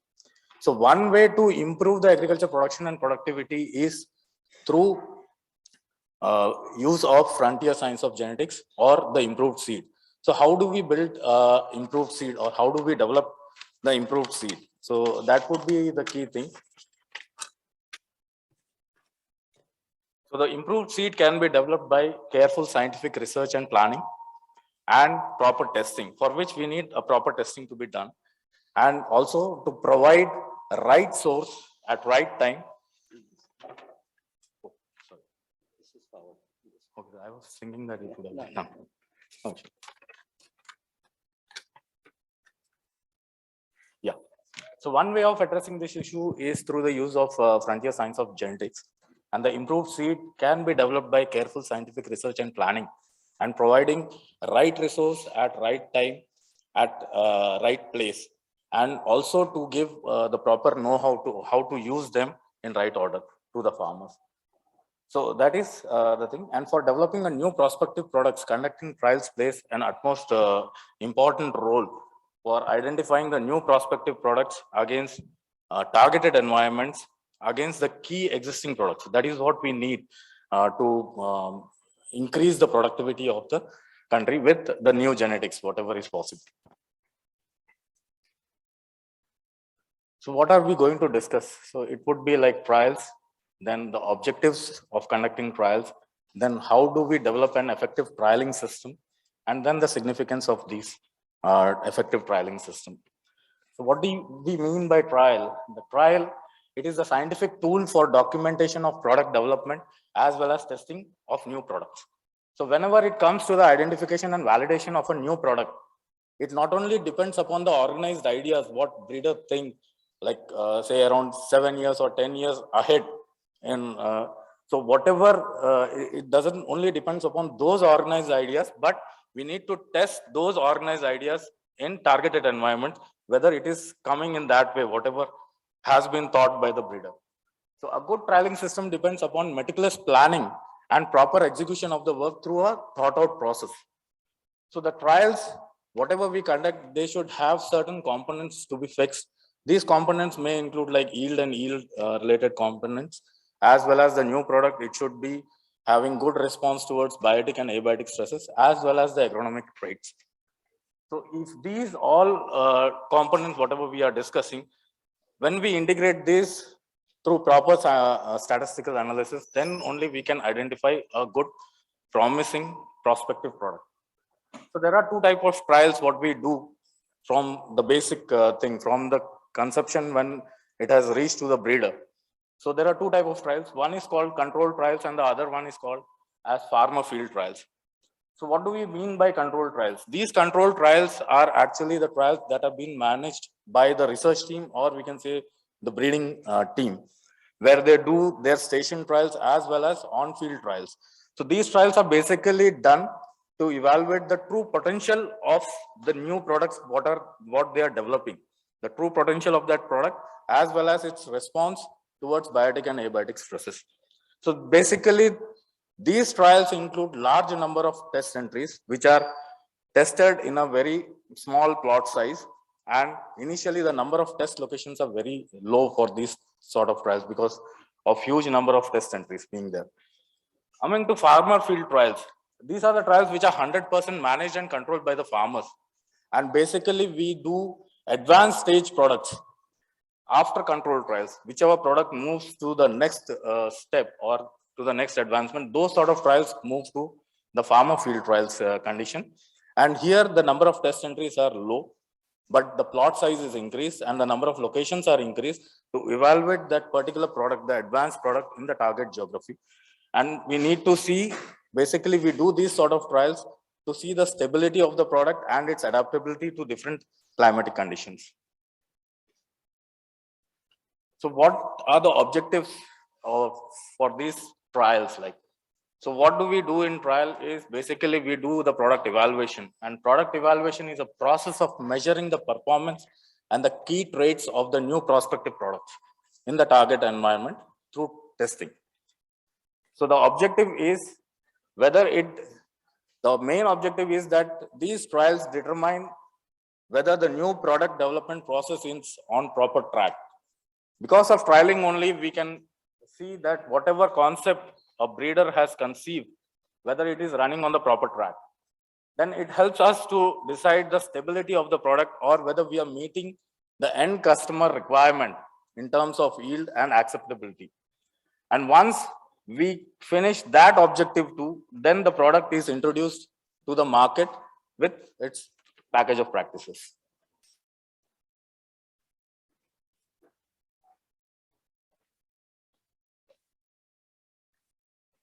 So how do we develop an effective trialing system? So to develop an effective trialing system, there are certain points on which we need to focus. Like the first thing would be information on the product that is under test. Then second thing is the testing strategy. Third thing, we need to define the objective for that particular testing. The fourth thing is resource planning and allocation. Then planning for the targeted environments, then trial execution, establish trial deliverables, and then visits to those particular plots. And finally, after completing the visits and recording the data has to be analyzed, interpreted, and based on the final conclusion, recommending for commercial release. So this is a step-by-step process where we evaluate each new product or the new concept that has been given by the breeder or from the market intelligence what we get. The breeder designs a new product and it has to move in this fashion, then only we can give it to the market. So what do we mean by the information on the test product? The information on the test product refers to the crop for which we need to do testing, the segment under which it has to be moved, or its market potential. Because since we are into a commercial business or even like government people, whenever they develop certain product, then we need to know like it falls under which segment. Segmentation generally means in terms of maturity or grain type or anything. So the segment has to be known so that we can move into those areas and test for its acceptability and its market potential in that particular area and the desired outcome. We have to know the desired outcome in the starting phase itself. Suppose a breeder has developed a product which is tolerant to a particular disease. So he should let us know beforehand saying that this particular product, what I have designed, is tolerant to a particular disease, so that we can move and we can test that product in those hotspots only. If we are not aware of that particular objective of the breeder, then we would not be testing that product in those hotspot areas. So whatever the desired outcome is there, what breeder is thinking, that should be known. So that is what we mean by the information on the test product. Now regarding testing strategy. So to finalize the testing strategy of each product, whether it should move under controlled condition or under farmer field condition. So this depends upon the stage of the trials, the stage under which the products are being tested. So there are different stages which possibly yesterday breeders might too have explained to you all. So what do we mean by the products testing stages is? One is progeny trials, then observation or preliminary trials, and multi-location trials. So these three stages comes under the controlled trial condition, where each and everything has been designed by the breeder. So possibly they may be having augmented trials or replicated trials where there is a fixed row length and there would be some replications, and they have to be followed as per the guidelines of the research team or the professional team. Now these trials which go under control, as I mentioned earlier, these trials are basically to know the true potential of the product, whatever has been tested. Now the fourth and fifth trials, those are large scale strip trials as well as field demonstrations. These come under 100% farmer conditions. So these two trials, because here we evaluate in large number of locations so that we can understand the stability of the product as well as to see whether it is these products are fit into certain environments or whether it has been adaptable by all the environments. Then defining the objectives. So whatever trials we are going to do, we need to define the goals and the expected results from these trials. So what do we mean by goals over here? Goals are nothing but whatever stage observations we need to take up, how we need to manage the trial, how we need to maintain the trial. All those goals need to be set priorly so that we can reach to the expected results from these trials, whatever has been executed. Now, since the testing, why we do testing is it intends to identify the maximum drawbacks which are there in the newly developed product. Until and unless we don't know the maximum drawbacks of that particular product, we cannot place it into to the farming community, or we cannot advance it to the farming community. So these drawbacks can only be identified when this particular product is being tested against the key existing product in that particular locality. So a product which is existing in a particular locality has already been adopted by those farmers. And if we are intending to bring a new product which is better than the existing product, then we need to use that existing product as a key benchmark for those particular traits. So the trial must include benchmark products or key traits for which the new genotype is being tested. So once we prove ourselves saying that this particular product is better than existing product in terms of 1, 2, 3 traits, then only we can move. So these would be the objectives. Like we need to define the goals and the expected results for the trials what we execute.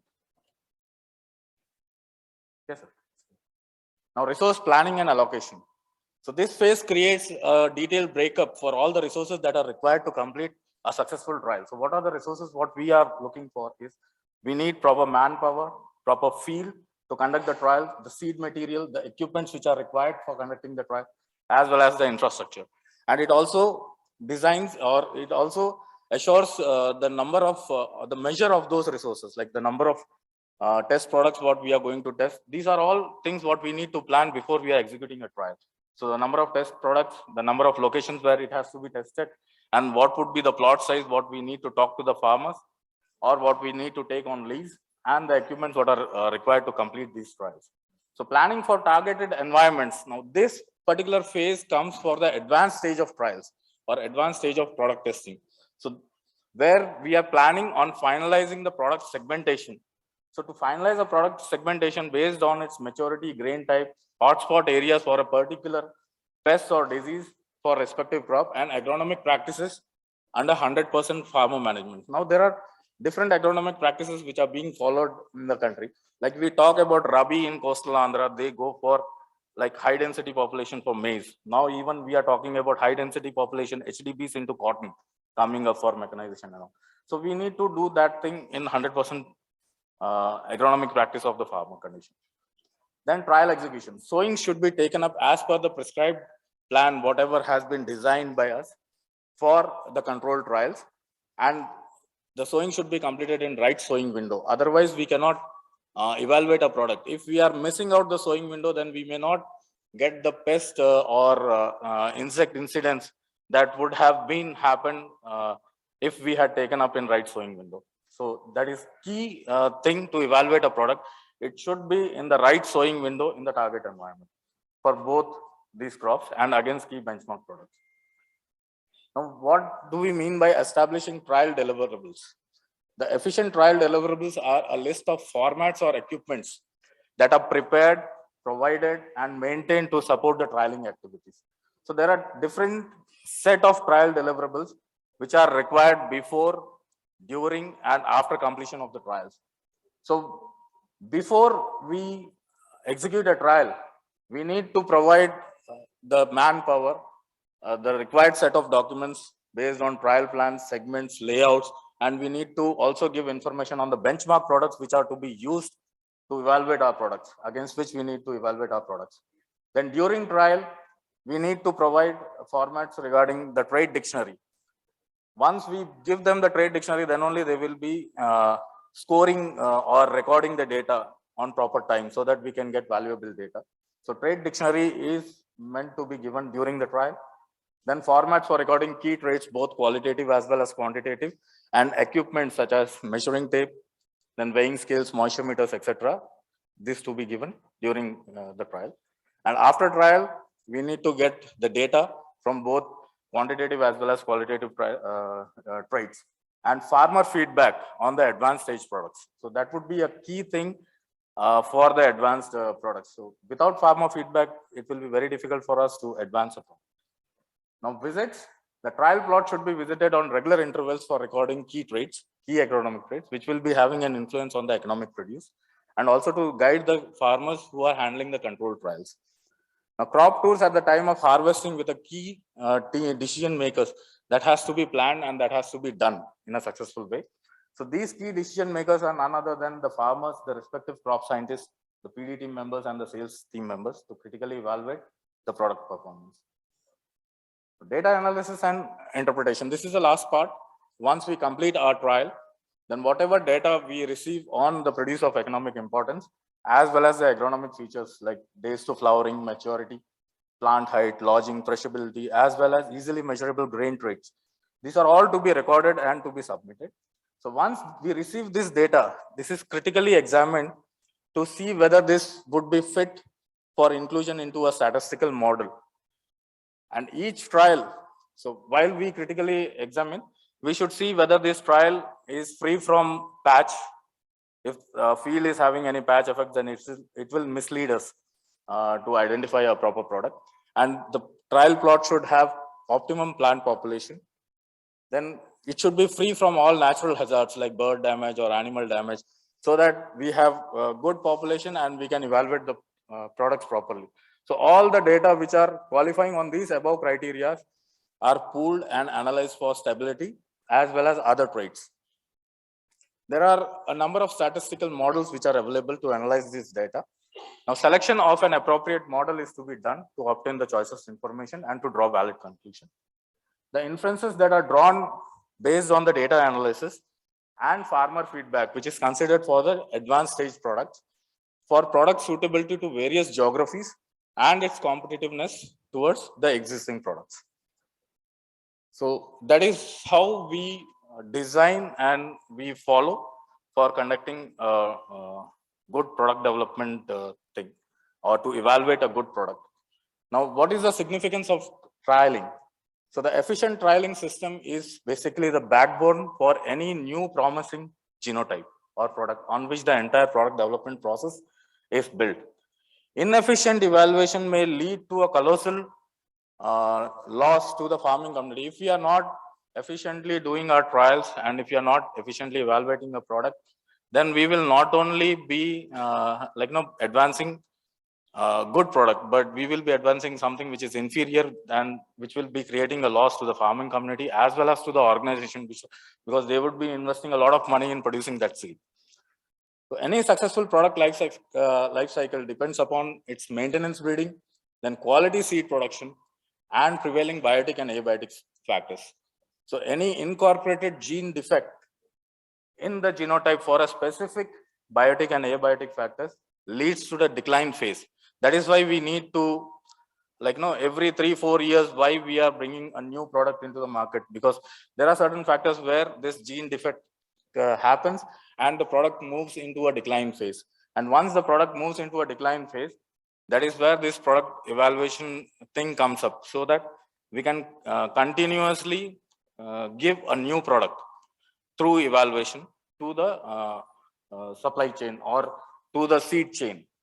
So this product evaluation through effective trialing system becomes a contiguous process to meet the futuristic needs. Now, our main thrust is to develop high developing products and to improve the lives of the farmer, increasing the production productivity and the nutrition security of the company. So this is the thing, and thank you all. Thank you for listening to me patiently, and thank you ATPBR. And this is what, if you see the starting part of that slide, the starting slide is how we conduct the trial. If we can put the first slide. The first slide.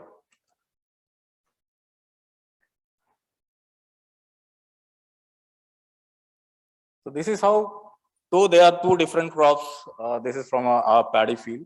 So this is how we are conducting the trial, and if we follow all the guidelines, then this end photograph with a good product and a smiling farmer.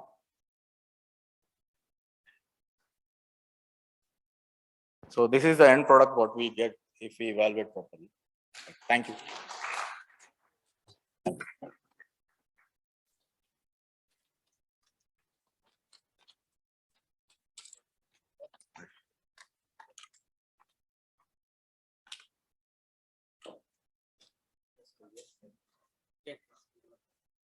I'm sorry we are running out of time, but it was an excellent presentation by Dr. Hari Gopal. Any questions? Let us take one or two questions. Let the questions be very short and the answers too. Please. Excellent presentation, Dr. Hari Gopal Krishna. So I'm a farmer from Tamil Nadu. Now I understand the hard work behind the success of every farmer. Thank you so much. And my question is, when a new variety is released, they say that it has so much of yield potential.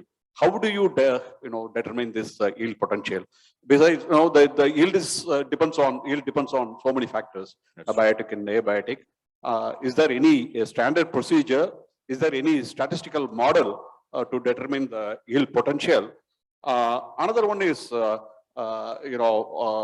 instance, in pulses, I grow paddy and pulses. In pulses, for instance, they say some variety X, it is moderately resistant to yellow mosaic virus. So what is meant by moderately resistant? So in Tamil, we have a saying, if you go to a hotel, in Tamil, Suda irukanu ketaga, Sumara irukanu solva. That means if it is, whether it is hot, then say it's average. So is there any parameter to determine what is moderate? That's all about. Yes. So now addressing to your first question regarding the good, like the true potential of the product. Like when we say the true potential of the product, we are evaluating the product in a particular controlled condition where we see what would be its full capacity of giving the yield of a particular product. Like if I say I am here, I can lift a weight of maximum 100 kgs. Today with my weight, whatever I am, I may look a little bit bulky. So I may lift up to 100 kilos. So tomorrow, say like after, say around 8-9 months, when I become lean, if I am on diet, tomorrow I won't be in a condition to lift that much weight. I would be reducing. So the same thing, like it may be implied into the agriculture. Like when we we look for the true potential of the product, we give each and every input properly to see what maximum that seed can be giving. And when it goes into the field, there are n number of farmers who are growing that particular product. Say if we are talking about your village where you are cultivating, you would be one of the most progressive farmer who will be giving all the inputs in a required manner. So you will be getting the maximum yield. Say I am another farmer from your village and I am a very lazy guy and I don't want to give anything. I know only that sir is a progressive farmer and he is bringing so and so seed. I should also bring that seed. And if he can get 100 kilos, I may be getting 90 or 80 kilos because I am little bit, I will never say that I am a lazy person, but I will say, okay, if sir is getting 100, then I will be getting 80 to 90 kgs. But everybody over here knows that I am a lazy person. I won't be getting that yield. So when we say a true potential means when the seed gets all the required things, what it needs. If everybody follows in that way, then only that true potential can be availed, provided to the weather conditions and the pest and disease reactions. If those are not there, then this would be the true potential of that product. That is what we want to say. It can go up to that. See, if a same product which is being grown by you and same product which is grown by me in different soils, different fields, the soil heterogeneity plays a big role. Then if I am in a different area, then the biotic and abiotic factors play a different role. Your area may not be getting, your area may be getting optimum rainfall. My area would be getting more of rains or floods, then my crop will be getting affected. So when we talk, like when we say that everybody is not getting that much yield potential, it depends upon a lot of factors. But this would be the true potential. This would be the capacity of that particular seed to yield that much if it gets all favorable conditions. That is the answer for the first question, sir. And second question regarding moderately tolerant and moderately resistant what we say. Now, this is basically related to the biotic factors which are influencing either insects or pests. So we scale it, or whenever we record the observations, we scale it based upon the intensity of the pest attack. Pest being a broader term which includes both insects and diseases. So we scale it based upon the incidence of the pest on a particular crop. If that incidence is more, say more than 50%, and it is having a huge impact on the crop yield, then we say that particular product is susceptible to that particular specific disease or insecticide. So this resistant, moderately susceptible or susceptible is graded based on the particular pest impact on the economic produce. So if it is affecting more and your yield is totally lost, then we say that that particular product is susceptible. If it is being affected, but it is not hampering much on your economic produce, then we say that it is moderately, or we say it is moderately resistant or resistant. If it is totally not getting impact by that particular pest or disease, then we say that this particular hybrid is totally immune to that particular disease. So that is how we grade it. We categorize it, saying that whether it is susceptible, moderately resistant and immune, based upon the impact of that particular biotic factor on yield. So if it is not giving more, if it is not impacting more on economic yield, then it is definitely resistant.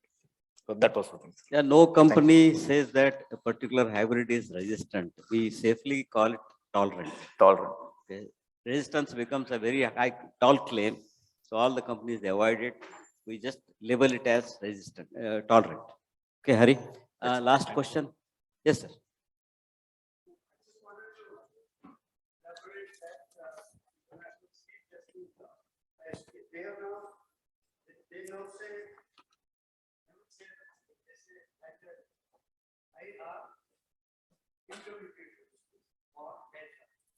Highly resistant. Highly.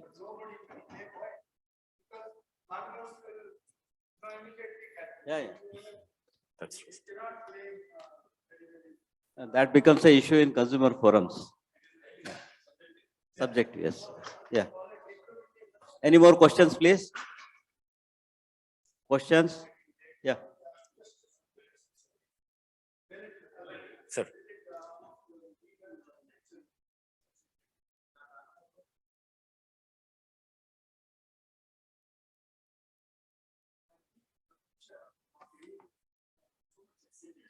Hello. A multinational company has bred one hybrid with a lot of research and all. They conducted the PD trials and all the things. They launched that hybrid, but they failed completely miserably.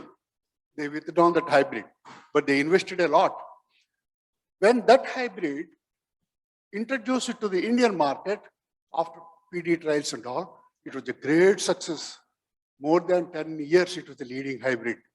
What may be the reason? Is it the failure of the PD at that country, or the success of the PD of in our country? No, it can you analyze it just for my understanding? Yes, that can be interpreted in different ways. Example is the Seminis malini cucumber hybrid. Okay. Now there may be different ways to interpret it, sir. Maybe the conditions, because the success of each and every product depends upon the G into E reaction, whatever we see. So the G being constant and the environment being changed. So whatever they must have tested in certain country, where definitely they must have worked hard on identifying that particular product. Once they zero down to that product, then only they had come up to another environment called India, where it got success. But when they identified it for certain countries, say XYZ country, maybe the conditions when it was being under evaluation, that was favorable for that thing. And the moment, because even the first launch year plays a very important role in a product success. The first launch year, if the product fails in the eyes of a farmer, then that product cannot lift. I have an example of one of a crop hybrid which we launched, and unfortunately during our PD trials it was the top class one, but I don't know what happened, and it did not get germinated in the field during the first year of launch. And then whenever we took that product, farmer directly rejected it. That may be one of the reasons. So there are n number of factors which would be playing in the success of a product. The key thing would be the first year of launch, how it is behaving based on that year's biotic and abiotic factors too. That may be the reason why that product couldn't have picked up, because we cannot say that one organization having different PD, what do you say, organizations, like the base of PD would be same for that particular country as well as this particular country. So they will be working on the similar lines, and they will be pooling the data. They will be integrating the data for all these countries, and they will be looking at that. So it must have been something else. There are so many factors that must have led. That is my interpretation from whatever question you had asked, sir. Possibly the weather or the environment in India suited much more than that particular country. That is number one. Yeah, I The think, second thing is possibly I the think first that year kind of of launch. problems can be avoided by testing across many locations. Okay, then you will have a solid data to take a decision on that. Right, Hari? Thank Yeah, I will ask one last question. Who takes the final call on the product? Okay, whether it is the sales team or the product development team or the breeder or the managing director of the company? No, sir, it would be like, no, everybody's valid point during advancing a product.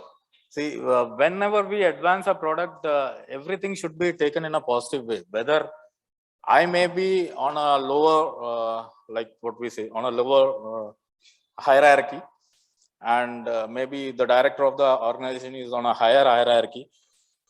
But whenever we have a discussion on taking a decision, everybody should be like, no, kept on the same platform, and we should respect to each and everyone's views. Then only we can like, no, move forward in identifying a good product. If we have any egoistic things coming up, like subordinate is instructing me that this is a good product, and a superior is not listening to it, we need to justify our point, and all those justifications where we get the maximum justification on one line, then that thing should move ahead. So the decision is actually a teamwork where we consider everyone's opinion. We should have debate. We should have a healthy debate, justifying each and everyone's point. And definitely, if there is a team of 5 members and 2 members coming on one side and 3 members coming on the other side, they would be properly justifying and defining their point, and they will be like, no, convincing us. And if we are convinced, then we should accept them. If we are not convinced, then we should be in a position to justify them. That is the thing how we move ahead. And finally, after we have all these fights in a small room, then we would be again, going back to the farmer's feedback, what he had given. If he also says it in a positive way, then we will definitely move ahead. Yeah, thank you, Dr. Hari Gopal. On behalf of ATBR, ATPBR, I invite you for a webinar. Sometime you can come and address on a webinar. Sure. So where we can spend 1.5 hours and we can understand whatever you wanted to present. Sorry, just squeezed up for time. We did not give you much time. Thank you very much for all that information. Thank you, sir, for giving me an opportunity. Thank you. Yeah. Any question? Yeah. Please be brief. Okay. Just we have discussed, all stakeholders are, coming to the one platform and taking to the decision to advance the product. But finally, after finalizing the things, again coming to the discussion of points that how sales is not moving. Like, product has been launched, and then, product came into the market, but next year that sales is not going up. So who will be, then the answerable that point? No, this is how we take the product into the market. So there are different factors which are playing. Possibly the marketing guys may be well aware of it, like how they are pricing and all. But the thing is, if we advance a product and if we say that this has that potential, then the product should speak in the market. Now, this is how we take that product into the market plays a key role. We need to guide the farmers. We need to explain our product key USPs against the benchmark product until and unless we show them. That is where that particular last trial comes into picture, the demonstration trial. That is one way of disseminating our idea to a larger audience. Until and unless a larger number of people sees it, that how this product is performing, then it will be moving like mouth to mouth. We need not have to campaign also for maximum for that product. So that is how we need to move. If we are not doing anything, and if we say that no, the PD guys had said that this product is very good and our management has produced it, but still it is not moving, that means we are not working on the ground level to take it into that line. See, one farmer may have seen, but he cannot influence the entire village. We need to pick up such big farmers who have influence in the village, where we can, if suppose you are a prospective farmer or a progressive farmer of your village, and like that, if I can get 3 or 4 farmers to whom the entire village is listening, if I demonstrate on these 4 or 5 farmers field, and if they say with their own experience, then definitely that entire village may get converted into this. And this is how we need to take that product. If we are not working on that product, initial 3 years doesn't define a product success. Product success would be defined only after 3 years of launch. So that is how it will be moving. Yeah, we'll take up the discussion further during the tea break. Thank you very much. Yeah. Sir, I will be eating into your another 15 minutes time. Dr. Tikku. Okay, anyway, I invite Mr. Kiran Gubba to come on the stage and make his presentation. I know you are unstoppable, but I will give you only 10 minutes time to finish off everything, and we can take up the questions if time permits later on. Otherwise, we'll do it during the tea break. No issue. Yeah. This one, right? This one further. Yeah, further. Thank you. So I'm young, so I have been dodged to complete the session in 10 minutes, where the gray hair people took 30 minutes on a lighter note. But I'll ensure that I will add value where I am.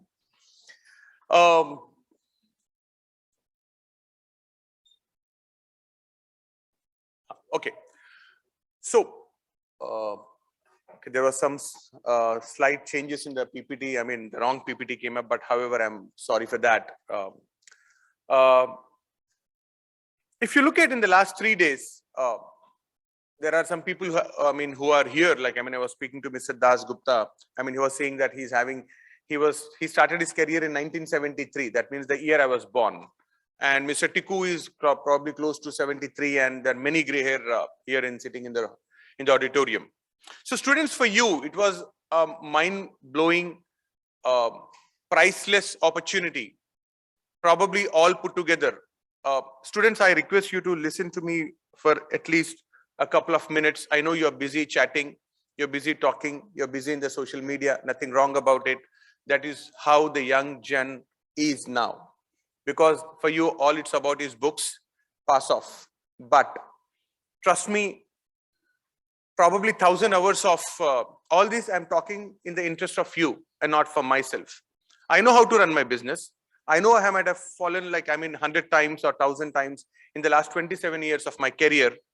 But your university has brought down the best speakers in the interest of you and causing the future leaders in the Indian agriculture. Actually, I'm standing for you and talking on behalf of you, getting into your shoes and then speaking it, whatever I spoke in the last a couple of minutes. Because my earlier speaker said, Mr. Mallikarjun said that there is, we are having scarce of manpower, scarce of labor. People want to work in AC auditoriums and AC cabins. People don't want to get their hands dirty in the 42 degrees of sun and 10 degrees of winter. And that's what Indian agriculture is all about. We are less organized. We are a developing country. We are not a developed country. And we have systems in place where एक एकड़ में 4 लोग मतलब खेती बाड़ी करते, बड़ा भाई, छोटा भाई, सबसे छोटा भाई and बहन. But in West, probably 100 acres become one farming lot. So that challenges we have to deal with. At the end of the day, we all need roti. No two ways about it. So it was a good opportunity for you. The last 3 days, at least 1,000 years of experience was put across in a power-packed sessions. So that is what I wanted to tell, that it was a good opportunity for you and a good opportunity for you. Thanks good. They are recording this, so you can go back to your sketchboard and look at the recordings whenever you feel so. This is how, like, I mean, 1998, when we saw that the Indian seed industry was going beyond, beyond, and technology was coming, the BT was coming, and so on. I mean, the volumes were growing. India was becoming the seed bowl. Automation was the need of the hour, and that is how a cold storage industry like us also emerged, and we set up such facilities. That's a 1.5 ton jumbo bag. That's a 2 ton jumbo bag cold storage facility. Foundation seed, it has to be stored because, I mean, everybody knows, I mean, especially, I mean, I was a little confused कि कैसे करूँ यार, यहाँ पे लोग जो है 50 साल के तजुर्बा है और यहाँ पे लोग जो है 5 दिन का तजुर्बा है. I mean, especially the students I'm talking about. I mean, no, I mean, not exactly the 5 days, but how to balance my speaking. I was clueless what to speak, because here there are some pundits who can teach me for the next 10 days, and here the students who are yet raw. So I'll keep balancing what I need and what I could. A foundation seed, that is how to be stored, because it is all smaller lots. You need to have, it's very precious. You need to have a CCTV cameras, which you need to accurately maintain the the temperature data logging system, ensure that 24 hours the temperature and the humidity is maintained as per the Harrington rule of 10 to 15 degrees temperature and 40 to 50% relative humidity. Seed germplasm, for the longer preservation, we can go up to 40 years. This is need of the hour, because India has, still the SME sector in place. Unlike the West have very big companies, but in India, we have the MNC companies, the large corporates, the medium corporates, and the SME sector also. So, I mean, my other speakers were talking about India needs to develop, what you call pool of facilities, having the common germplasm banks, common seed testing laboratories, a common biotechnology lab, such that people adapt to it and create a better quality of seed. In the ecosystem, everybody have a key role. Like if you look at the game of cricket, probably 11 people will be playing. There'll be another probably 20, 30 will be at the back. I mean, the bowling coach, the batting coach, everybody play their important role. But वो दिखते नहीं है, सिर्फ 11 लोग ही लिखते हैं, वो अलग बात है. Yeah, I mean, we need to even have the NABL accredited seed labs in India, as many as, because you have a seed and you don't have the lab at your nearest location, and that will become a hindrance to your supply chain. This is how a typical seed lab looks. And these are the various testings done in a seed lab. And it's always good to have a walk-in germinator room, such that you get the best of the results. You need to even have a biotechnology lab, where now people are moving from GOT test to the MDOT test, where you have a immediate what you call essence of the seed which gets into the market after a couple of months. These are the various tests which is done in a biotechnology lab. I mean, my earlier speaker spoke a lot about multi-locational trials. In fact, time has come to even what you call structurize the multi-locational trials, which the efforts have just begun in our company too.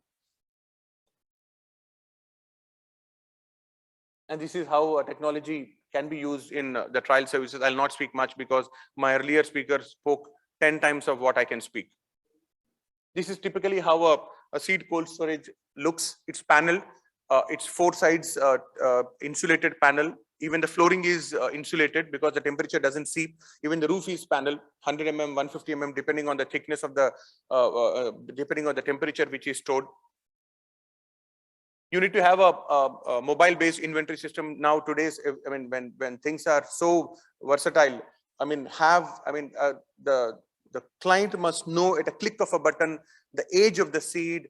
I mean, how many months the seed has been in a cold storage, what lot, which bag, which hybrid, since when, which rack, which floor, which location, and so on.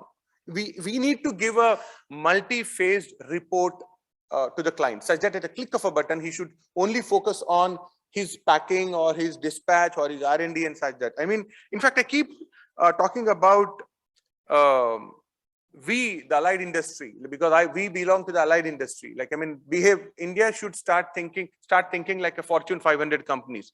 Start focusing on your R&D, start focusing on your HR, start focusing on your core activities like sales and marketing.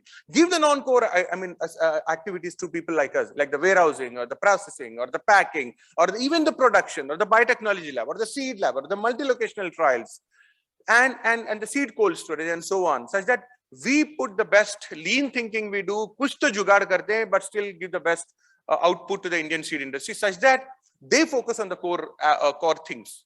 Because see, global warming ho rahi hai, land is shrinking, next level, next generation people are not coming to the agriculture. Some thinking has to be done, else we will head for a major breakdown. We might end up not buying a shirt for our birthday, but we can't get out without eating a roti of that day.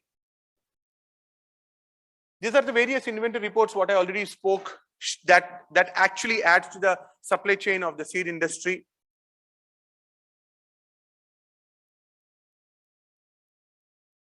Air monitoring, ensuring that, if you look at ensuring that 10,000 tons are stored, every seed, every kg gets a uniform temperature. Aisa na ho ki in one corner you have 10 degrees and the other corner you have got 15 degrees. That impacts the seed vigor, the seed germination at a longer duration. In fact, we have many case studies. Like I was talking yesterday, we have a case study that, the onion seed can be stored for 2 years. Yeah, many people don't know. Yeah, because in India, that's what. So onion seed can be stored for 2 years. Maize and sunflower, we had stored for 4 to 5 years.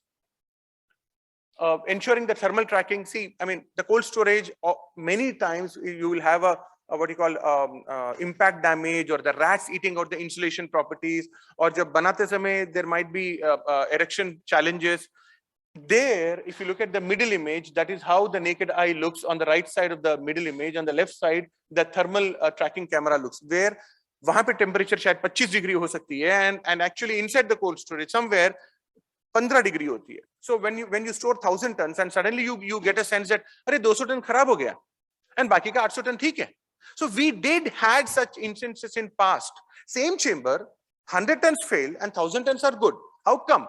Then in our research, we found out that there was some thermal tracking needs to be done, and we started doing it once in a year. The industry did not ask us, hey, Gubba, do the temperature mapping. Hey, do the thermal tracking. We didn't do that. We went ahead 5 years of the Indian seed industry and looking at what is needed. And that is where value lies. This is also for the students. Like, start thinking beyond. Like, when you even go for an interview, it's not like what job you want, what is the CTC you want, मेरे को मतलब कुर्सी ठीक है, कुर्सी को कितने पहिए हैं, मुझे चाय मिलेगा. Nah, what is that value addition? You are giving it to the company. Then the company will be delighted to take you. Else, it will be all you. Start focusing on the company, because the company is giving you the fruits. The company will give you the fruits. And we have got this is how typical data logging system. We have got a 21 CFR data logging system, highest ethical data logging system, tamper proof. अगर गुब्बा में मतलब रात को 2 बजे भी temperature कितना आप देख सकते हैं. Even we tamper it, you guys will know at what temperature and how many hours we have tampered the temperature. And these are the various reports which is required to ensure the seed is safe till it reaches the farmer. Various certifications are also needed to ensure that the seed, man, equipment, everything is safe. You need to check the moisture of the seed as soon as you get it. A bad moisture, undesirable moisture will impact the seed. You're getting your person into a 4th stage of cancer. The chances are little less. In fact, this was the right side. We have created a kiosk in Gubba. We have reduced at least 50% of our seed wastage by having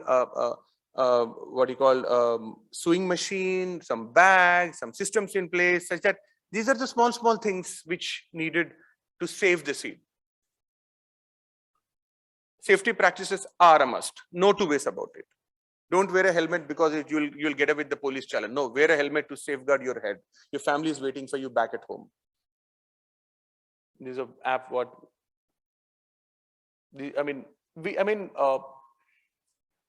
We I mean, I was talking about our Gubba seed newsletter. The intention we started this newsletter is to connect with the industry. In fact, I keep telling the pundits of the Indian seed industry, hey, give us the best articles, give us the supply chain information. We want to publish it to the industry because we have a reach. We have a reach of 35,000. So let the industry get knowledged about what's need to be done. One of the gentlemen was talking about one of the speakers, MLT trials, what he called PPT. So let it be a regular affair, not just in this forum. Let it be regular. Let it be every week. That's how we designed our Gubba Seed e-news, such that e-version, I mean this recording or such speaking, such what you call trainings can also get into the seed fraternity. Now, thanks to COVID,